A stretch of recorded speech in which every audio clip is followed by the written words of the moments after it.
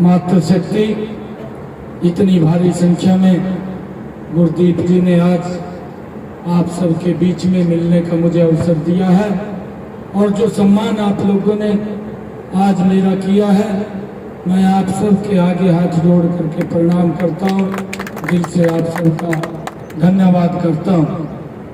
भाइयों, चुनाव चल रहा है।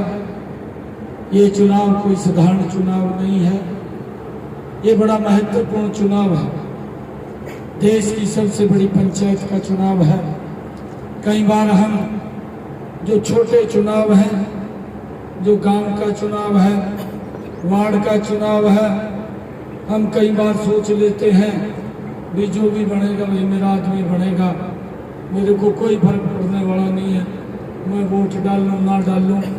परंतु भाइयों, ये चुनाव इतना महत्वपूर्ण है कि भारत की भूमिका को पूरी दुनिया के अंदर भाइयों तय करने वाला चुनाव है कि भारत की भूमिका क्या होगी, भारत किस दिशा के अंदर जाएगा। भाइयों, ये महत्वपूर्ण चुनाव हम सब के लिए है। आदरणीय नरेंद्र मोदी जी ने यहाँ से आदरणीय मनोहर लाल जी को और मुझे विधानसभा के लिए कमल का फूल दे करके आप सबके बीच में भेजा है और मैं आप लोगों से अपील करने के लिए आज आया हूँ। 25 मई को एक एक वोट आप कमल के सामने का बटन दबा करके यहाँ से मनोहर लाल जी को देश की नंबर 1 की सीट बना करके करनाल को नरेंद्र मोदी जी के पास भेजने का काम करें। भाइयों, ये चुनाव इसलिए भी महत्वपूर्ण है कि आज अगर हम देखते हैं इन 10 वर्षों में देश ने एक नई दिशा तय की है। आज हर वर्ग के लिए विभिन्न प्रकार की योजनाएं बना करके हर व्यक्ति को कहीं न कहीं उसका लाभ पहुंचाने का काम इन 10 वर्षों में नरेंद्र मोदी की सरकार ने किया है। भाइयों, इन 10 वर्षों के अंदर नरेंद्र मोदी जी ने देश को तो आगे बढ़ाया है, देश की समस्याओं का भी समाधान किया है। भाइयों, हमने इस बात को समझना है, इस देश में 2 विचारधाराएं हैं। एक विचारधारा को लेकर के इस भारत मां का लाल नरेंद्र मोदी चल रहा है और दूसरी विचारधारा का भी पता नहीं कौन चल रहा है। घमंडिया गठबंधन के लोग इकट्ठे हुए हैं। कभी तो राहुल को बोल देते हैं कि ये चलेगा, फिर वो लालू कह देता है कहा राहुल का क्या है, कहा मैं चलूँगा। फिर वो लालू के बारे में वो ममता बनर्जी उठ जाती है और कहा मैं ही चलूँगी।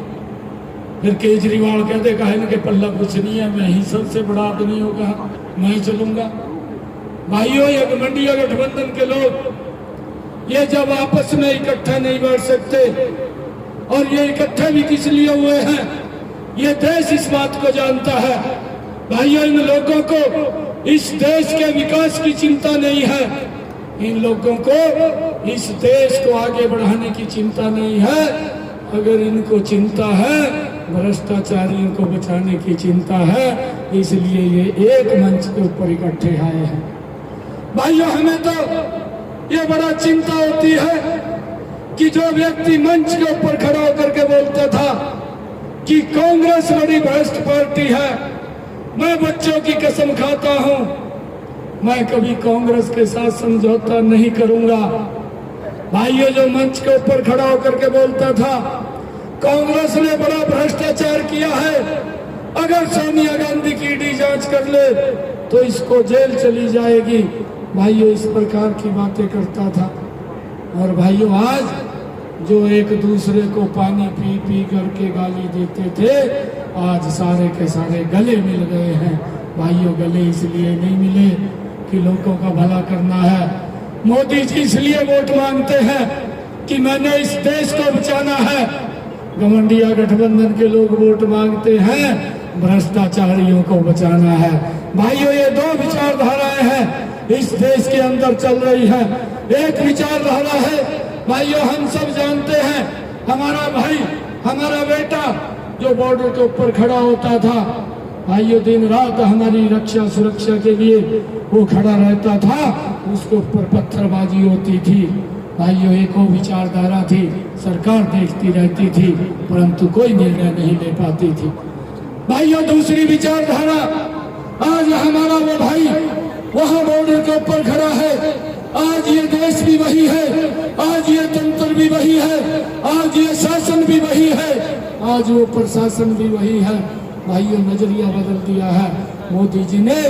आज पत्थरबाजी भी दिखाई नहीं देता, आज पत्थरबाजी भी नहीं होती। भाइयों ये सुरक्षा का वातावरण इन 10 वर्षों में नरेंद्र मोदी जी ने दिया है। भाइयों आज देश दुनिया में एक नया स्थान आज इन 10 वर्षों के अंदर बनाया है। भाइयों जब हम अंतर्राष्ट्रीय स्तर के ऊपर देखते हैं 2014 से पहले का भारत, भाइयों भारत सुनता था, दुनिया बोलती थी। ये 2024 का भारत, आज भारत बोलता है, दुनिया सुनती है। ये अंतर इस भारत के अंदर आया है।